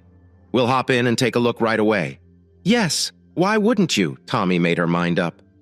She couldn't help but trust the woman and got into the car. Laura returned home. Tommy looked perplexed as they approached Laura's house. Laura exclaimed, "Here's your new house!" as Tim rushed out of the car to enter. Tommy had no idea what was going on. What the heck is going on? This is your home. No, I'm getting married, which you can afford. Literally, all you have to do is meet the owner. Tommy was hesitant. I'm not going to sleep with him, she screamed. Laura let out a hearty laugh. No, darling, he wouldn't think about it. Tommy is still in shock. She inquired as to when she will meet your mysterious host, and when can I start moving in? Laura's look was intense. For the time being, we'll just have to walk to the house next door. By the way, Tim and I, as well as our little bambino, will be residing there. Finally, the quarter decreased. Laura took enormous delight in staring at Tommy. Her mouth opened, then closed again, only to make an incoherent sound. She turned from white to red and was eventually able to stammer.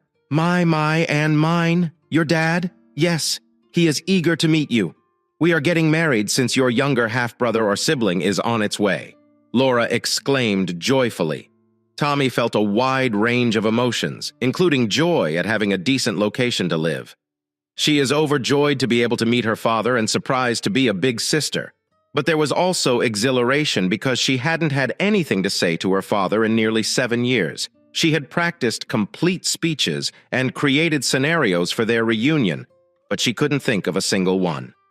Laura took Tommy's hand and gently nudged her toward the house she had taken over. Tim dashed ahead, knocking loudly on the door as he always did. Isaac opened it with nervousness. Good day, big boy. Is it just you? Tim got up and said, No, Mom is coming with my math teacher. She's going to live with us. Really? Isaac stared at the 2 women and exclaimed, What a sight! 2 of the most beautiful and influential women in my life, side by side. When the women arrived at his door, he said gently, his voice trembling, Tommy, you've grown into a lovely woman. May I hug you? Tommy nearly sprang into his arms with a shout. They lingered for a long time, Daddy, savoring the moment before Laura summoned them into the house. Tommy attentively examined her father after she had entered. He had altered his behavior. Much has changed. He appeared much older when viewed through the binoculars. That was to be anticipated. However, he appeared to have aged considerably more than 7 years. Wrinkles had formed on his face, particularly around his eyes, giving him a sad expression. She remembered her father usually appearing a touch mushy around the waist. She realized there was no softness at all, muscle, bone, and skin. "I apologize, Dad." Laura cut short their emotional reunion. "Maybe you should continue your conversation somewhere private while I prepare dinner. Tommy, I assume you would like to remain for dinner as well." I approached Laura and gave her a firm hug. "I appreciate it very much. I'm ecstatic now, and it's all because of you, Mom." Laura had watery eyes as she smiled. "I would go to any length to make Isaac happy. Go talk to Daddy now." Isaac and Tommy made themselves at home in the living area, which had comfy seating and side tables in one corner. Isaac offered Tommy a soft drink and stated that the only alcohol available in prison was what they prepared themselves. I never picked it up, and when I got out, I figured I didn't need it. However, I don't mind if the others drink. Tommy nodded, and she replied, "I'm not sure where to start. Are you really going to offer me Laura's house? There are several difficulties that come to mind." Isaac let out a quiet laugh. "That has crossed my mind. The only issue that could occur is the restraining order that she has against me. When she gets out of jail, I understand she will have nowhere to live. You have a lot of space. Pay close attention, Tommy. You live here because you are Laura's tenant. As a result, I am unable to prohibit you from hosting guests, and I refuse. But, and that is the only one, however, it is your mother. Keep your distance from me. I do not want her to be around me. That includes my garden and the front entrance. She does not belong here. When I see her on the street, I will ignore her. If you can live with it, the rest of the inquiry is skipped. I know, Dad. It will only be till she is able to stand up again. There are several other causes. I don't want Mom to be with me indefinitely." Isaac raised an eyebrow, but kept quiet. Tommy let out a long breath and purred. "My boyfriend and I have a really serious relationship. I require space and solitude. And actually, we haven't gotten along since she became obsessed with that jerk. I hope Mom finds a job and a place to live soon." Isaac picked up on that and replied, "Is she still working in accounting? Maybe I can get her a job. She should be able to afford to pay her rent. I paid about $500,000 to get rid of her. Something should be left over from it. Sorry, Dad, that butthole ripped her apart, and the butthole is entirely broken. He was forced to spend his entire fortune on compensation, according to what I heard. She is in fact a certified public accountant. She is also a paralegal now that he is in butthole. Karma may be cruel. I'll look into getting her a job, but don't tell her about it. I am assuming you are paying her a visit in prison." Tommy agreed and nodded. Laura then stated that dinner had been ready. A few weeks later, Isaac and his daughter were conversing in the large house's living room. Tommy was questioned. "When was the last time you visited your mother?" "I believe that was just before I moved here. Do you remember what happened?" "Your mom. You've got her all to yourself. Please stay in contact with her. If you don't, you might later regret it." Tommy was interrupted by a loud knock on the door. Isaac confirmed that it is Fabian. He's the only one who knocked on the door and stepped inside. Tommy heard the rumbling with which the massive man said, "Isaac, duck. Let me. Introduce yourself to Julian, my son." When she heard this, she dashed out of the room to meet Laura. Meanwhile, Fabian went on to say that despite his father's imprisonment, he makes me proud of him. He became a teacher when he expressed an interest in seeing you. I was hoping to see you as well. Julian stammered. His head beat red. "I'm delighted to meet you, sir. My father has told me a lot about you, but I came to ask you a question." "Okay, go ahead and ask." A really uneasy hush ensued. Julian looked down at his feet and spoke gently in secret. "Please, Isaac, let him into the den." However, Tommy had already left. He led Fabian's son to a chair and sat him down, saying, "What can I do for you, Julian?" Julian spoke quickly. "Sir, I intend to propose marriage to Tomasino. We've been lovers for a long time, and I believe it's time to make her an honest woman with your help. That is why I came, sir, to request your blessing." Isaac smiled widely. He addressed Thomas in a certain manner. "I am confident that you are paying attention, so come out of your hiding place and introduce yourself." Tommy entered the den with a smile. "That is correct, Dad. This lovely young man wishes to marry you and requests my approval. Should I hand it over? Thank you very much." "Papa, that would be very appealing to me." Isaac stood up from his chair, holding out his hand. "My blessings are with you, son. Take care of my daughter. It's time to rejoice." When Tommy stopped Isaac, he was on his way to follow Julian into the living room. "Dad?" "Yes, darling. Julian is still unsure. I'll inform him in a moment, but we are in a hurry right now. In roughly 7 months, you'll become a grandfather." This morning, the doctor confirmed the information. "Tommy girl, you make me so joyful that I might burst. Do you want Laura and I to be married together? That would be terrific. We will talk about it when Fabian has left." They strolled into the living room where Laura was smiling, and Fabian appeared entirely indifferent about what was going on. Julian smiled as Isaac sat down. "Can I present you to my future wife, Daddy? It's Tom Messina. Mr. Manor just gave us his approval. May we also have yours?" Fabian was taken aback. He was stunned. Naturally, he said yes. "If you want it that way." Isaac extended his arm around him. "Come on, big buddy. We formed a family. Not just in one sense either.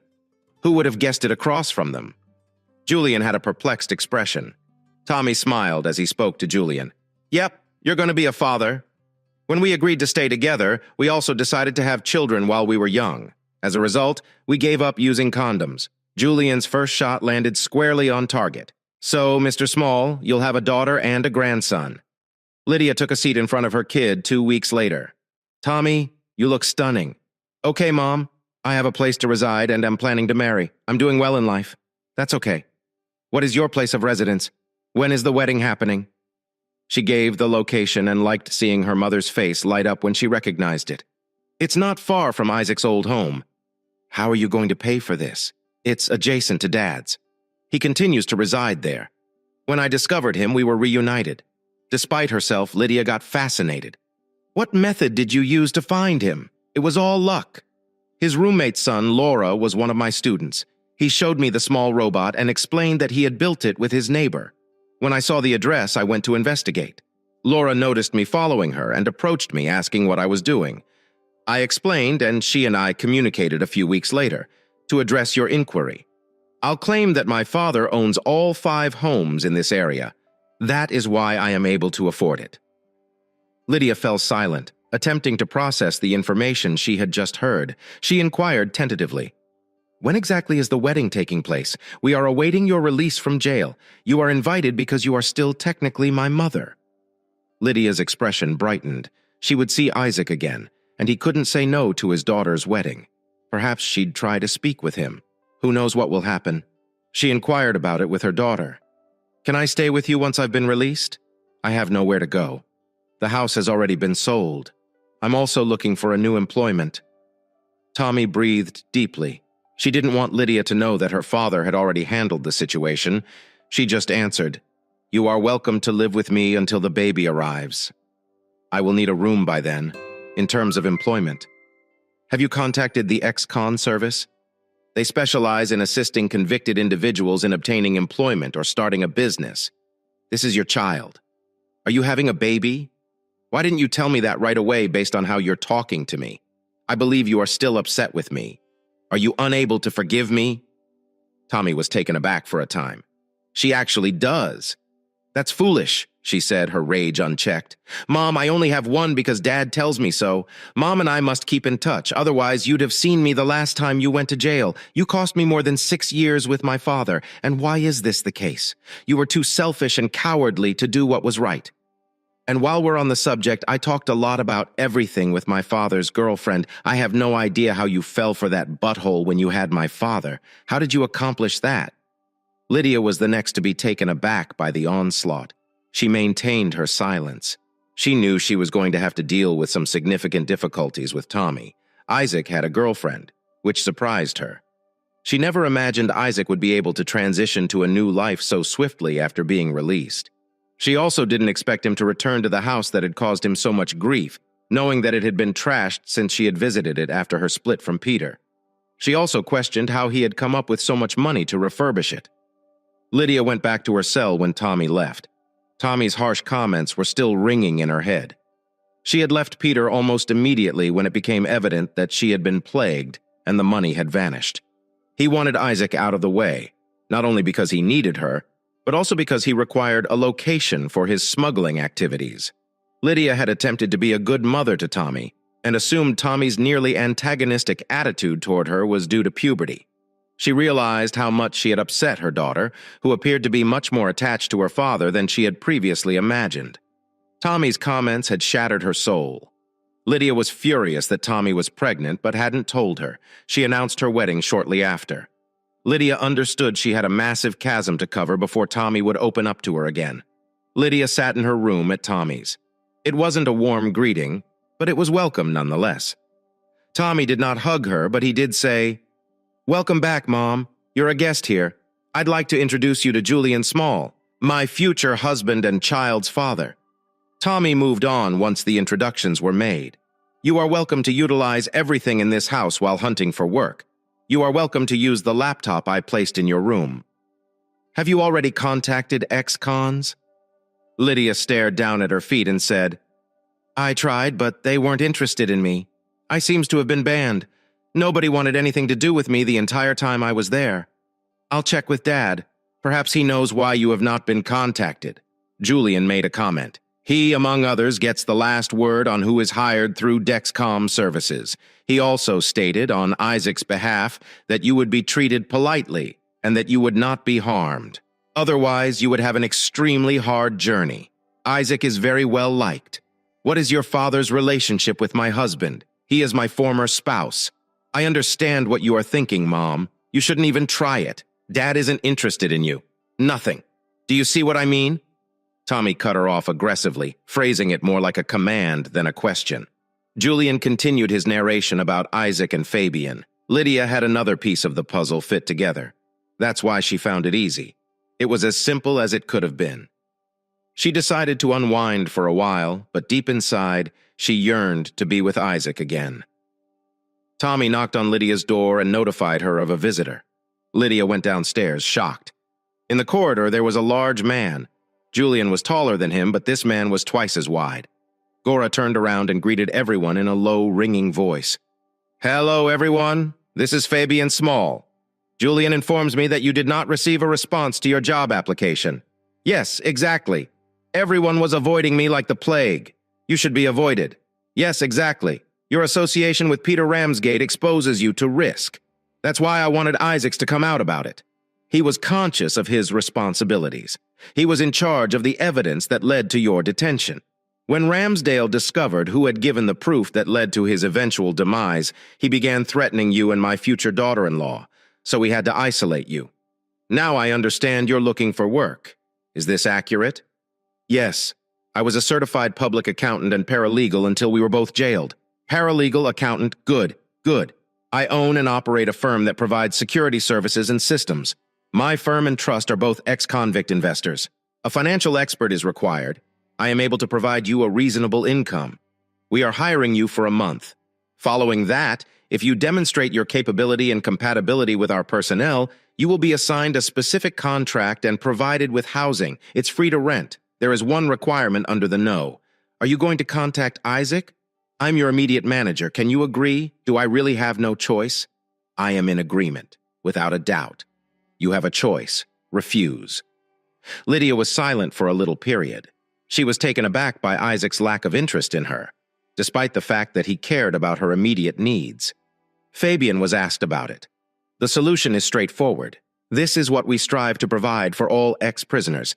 The sole exception is that Isaac will have nothing to do with you for obvious reasons." Lydia was stunned once more, this time by the direct, even aggressive response. "I agreed to the demands," she murmured with a trembling voice.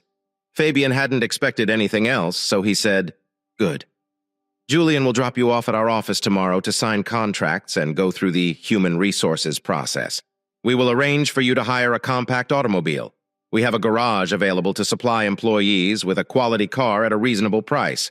That's it for next month." With that, Fabian said farewell and walked away, leaving Lydia perplexed. She stood up and was ready to head back to her room when she noticed the binoculars. She looked up and noticed that Fabian had just entered Isaac's house and was hailed by her ex-husband. She didn't have enough time to have a good look at Isaac, so she put the binoculars next to the window. She started making a list of needs for a new beginning in her life. Lydia noticed the sound of a car approaching on the street when it was nearly dark. Tommy and Julian were out to supper, so they wouldn't be home for long. Looking out the window, she noticed that the car had come to a stop in front of Isaac's door. She saw Isaac exit the car and then saw a pregnant woman with light brown, curly hair hugging her ex-husband. Sparks were visible between them even through the binoculars. She envied this woman and was simultaneously resentful, angry, and lost. This should be her hubby at home. She took some time to realize what had happened. After all, she was the reason that woman was standing on the porch, as well as the lantern's illumination. She is not herself and is hopeless. She settled onto a seat. Lydia understood she had made a terrible mistake, but there has to be a way to get back into Isaac's heart. Lydia sought to learn as much about Isaac as possible with only 2 weeks till Tommy's wedding. The binoculars assisted. She saw Isaac's face, graying hair, straight posture, and skinny figure. She could see him conversing with the youngster. Isn't it Timothy? She was unable to control herself, and felt the stab of envy once more. Isaac was so skilled with children that she tried to find out more about Isaac's pregnant mistress from Tommy, but was repeatedly turned down. Tommy, Julia, and Fabian all ignored her inquiries. Her questions were also not answered directly. Lydia was surprised to learn the day before Tommy's wedding that Isaac and Laura were also marrying. She couldn't turn down Tommy's wedding invitation, but the prospect of having to attend her ex-husband's wedding was a direct blow to her ego. Her heart was broken. Her aspirations of reconnecting with Isaac had vanished. That idiot was carrying Isaac's offspring. Why hadn't she considered that before? She felt like a complete fool. Lydia turned around and gave final directions to the movers who were transporting her possessions to the residence furnished by his ex-con. Isaac had granted Lydia permission to attend the wedding, an after-party at his and Laura's house. There was dinner, and then there was a band and dancing. The dinner was held in a welcoming setting. The cuisine was outstanding. Lydia was placed between 2 young men who animatedly talked music and theater with her when the dance started. Lydia sat in a corner, disheartened by the festivities. She was amazed by how little alcohol was consumed. The traditional dances commenced. The wedding couple. The bride's father was present, as was her mother. Julian was glancing at Isaac, who nodded silently. Julian turned to face Lydia. "Ma'am, would you be so kind as to perform this dance for me?" I kindly inquired. Lydia rose, took Julian's hand, and stepped out into the dance floor. She felt better as they danced. She enjoyed dancing, but had not done so in years. Julian was also a skilled dancer. She watched Tommy and Laura talking to Isaac, who was nodding but appeared troubled, from the corner of her eye. The dance with Julian had concluded, and she was ready to retreat back into her corner when she felt a tap on her shoulder. She turned and stared up into Isaac's eyes. When she got closer, she observed his eyes wrinkled, deep and sad, as if they had experienced a lot of suffering. What is going on with him? She contemplated. It finally hit her. It's I. I am the one who caused him to be affected. I'm a total jerk. She suddenly found herself unable to understand herself. How could she regard herself in the mirror in a fit of rage? She had put this man through hell and had the audacity to be envious that he had escaped the curse she had cast. She immediately lost all self-esteem and confidence, physically trembling at the notion of what she had done to this man. Then she noticed Isaac was putting out his hand, patiently waiting as her thoughts raced and assailed her. "I am sorry, but are you asking me?" she inquired in a tiny, shy voice. Isaac asked Lydia, "Will you honor me by performing this dance without saying anything else?" Lydia sobbed as she held Isaac close. Soon after the dancing began, she regained her composure and whispered, choking back tears, "Isaac, I apologize for what I did to you. I'm sure you're angry with me now. I sincerely apologize. Isaac, I can't give you your years back," Lydia responded. "I'm pleased you're sorry, but we're dancing because the 2 people I care about the most have requested me to show you some compassion. I did a little of what you did for me at one point. You sensed some of my pain. I quote a few lines from Ramsay. You'll give him the rules and have to deal with them or else. My soul was wounded by the subsequent betrayal. I loathed you till I met Laura. She filled the empty space with her love, and all affection for you vanished. We danced here as strangers with a common past. I will no longer see you because of our daughter and soon-to-be grandchild, but it will take a long time before I can call you a friend. Mind you, I have 2 gatekeepers who will be monitoring you like hawks, with razor-sharp claws they will not be afraid to use. If you try to do anything they think is wrong for me, let's have fun together now." Lydia nearly breathed the touch of the guy she had once forgotten. She was a romantic. He had an unusual feeling. He had previously been a touch soft. The feel. His shoulders were bony and stiff. His gait and motions demonstrated strength and endurance. She reflected on how capable he had been between the covers and marveled at her own foolishness. She had finally paid for it. An extremely high and awful price. Rather than assisting her daughter on the most beautiful day of her life, she was hardly accepted as a visitor. Her father's fiancé was in charge of her daughter's upbringing. They were so near. Lydia realized Julianne had asked her to dance, which should have been as natural as breathing.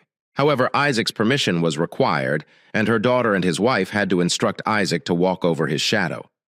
Depression descended on her like a sharply defined evening shadow in a ravine, heralding a cold, long night.